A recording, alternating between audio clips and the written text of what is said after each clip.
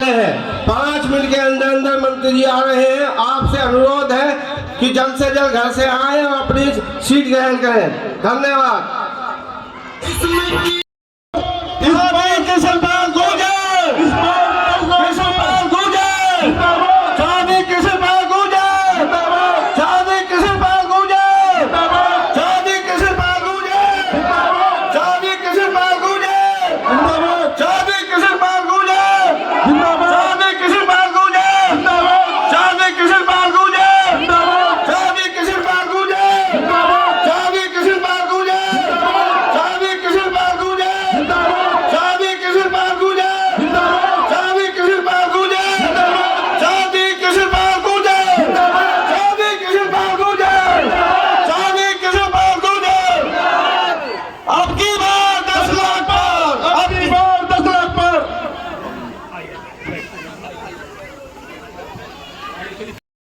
वजीर साहब का तहे दिल से खैर मकदम करता हूं।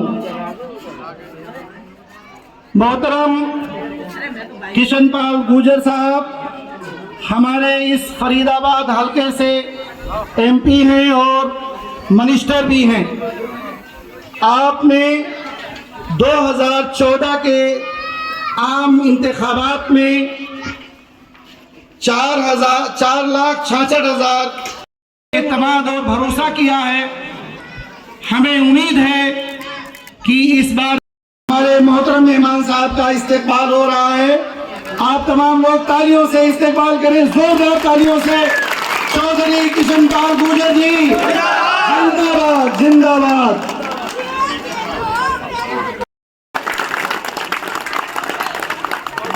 भाई इरशाद साहब से मेरी गुजारिश है कि वो मोहम्मद इरशाद साहब आए और आपका इस्तेकबाल करें।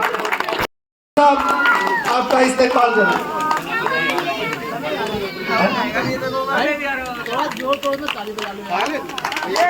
चलो बहुत अच्छी बात है, बहुत अच्छे बहुत अच्छे।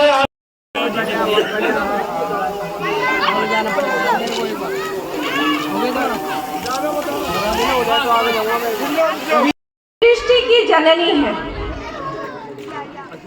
एंड मैं ये कहना चाहती हूँ आप लोग सभी को कि हम महिलाएं बढ़ चढ़ करके हर क्षेत्र में आगे निकल रहे हैं। मुस्लिम महिलाओं के लिए हमेशा कहा गया है कि इनको अंदर ही रखा जाता है, लेकिन नहीं, वक्त बदल गया है और आने वाले वक्त पर वक्त और बदलेगा। एंड पसमानदा महाज की तरफ से मैं ये कहना चाहती हूँ कि 85% जो पसमानदा मुसलमान हैं वो इस बार पूरे तरीके से मोदी जी के साथ हैं, क्योंकि 70-75 साल में किसी भी पार्टी ने पसमानदा के ख्याल में बात नहीं की, लेकिन मोदी जी ने पसमानदा का नाम कई बार लिया। इसका एक एग्जाम्पल दानिश आजाद जी यूपी में जो राज्य मंत्री बने हैं। माता की जय, भारत माता की जय।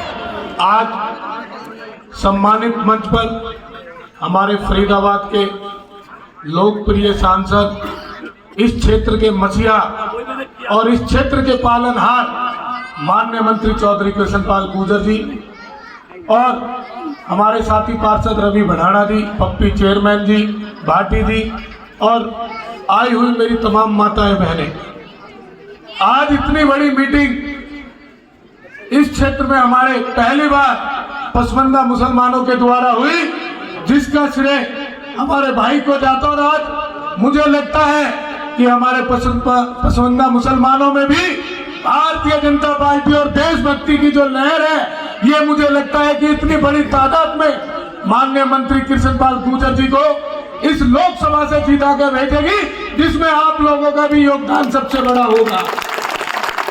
और अभी हमारे पार्षद जी कह रहे थे कि लाइट की समस्या है। माननीय मंत्री जी से बात हुई है कि इलेक्शन के बाद इन सारी गलियों के अंदर अपने खंबे, अपने ट्रांसफार्मर और हर घर पे अपना मीटर होगा। ये माननीय मंत्री जी आपसे कहें।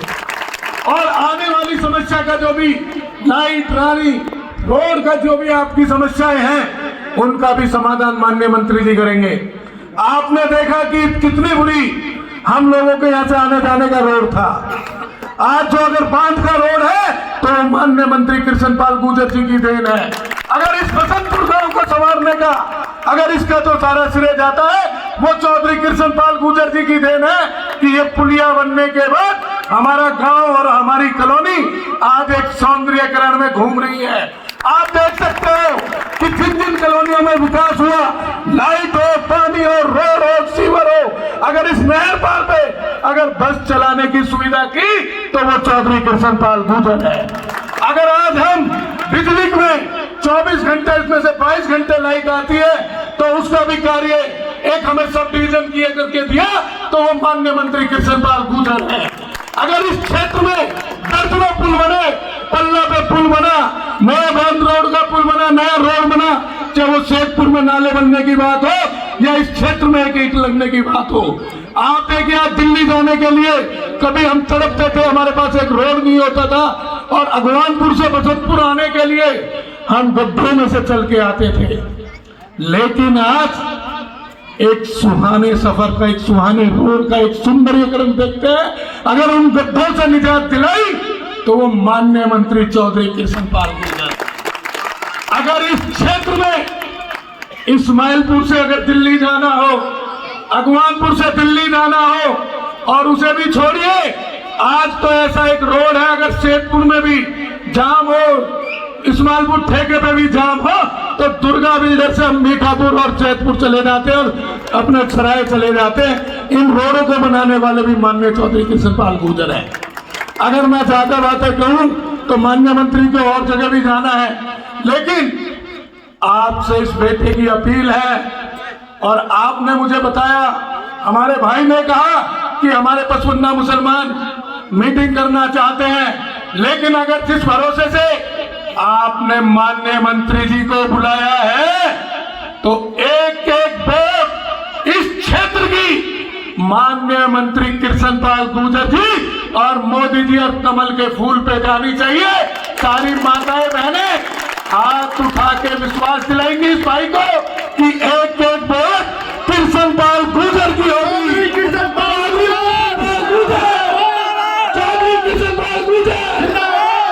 जय हिंद, जय भारत।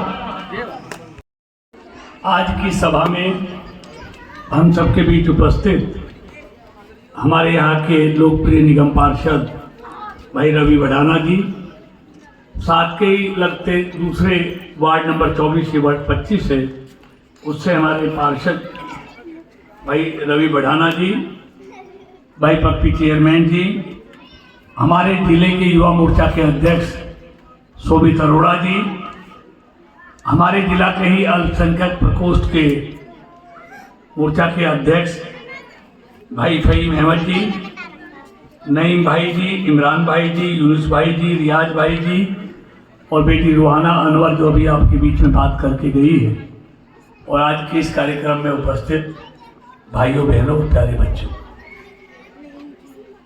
सबसे पहले तो क्योंकि रमजान का महीना है मैं आप सबको बधाई देता हूँ, शुभकामनाएं देता हूँ, मुबारकबाद देता हूँ।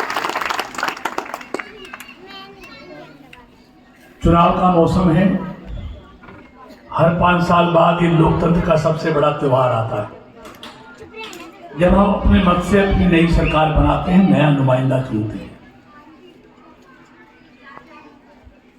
2014 से 2024 का चुनाव है। आप सबके आशीर्वाद से मैं पिछले 2 लोकसभा चुनावों में भी और तीसरे में भी आपके बीच आया हूं।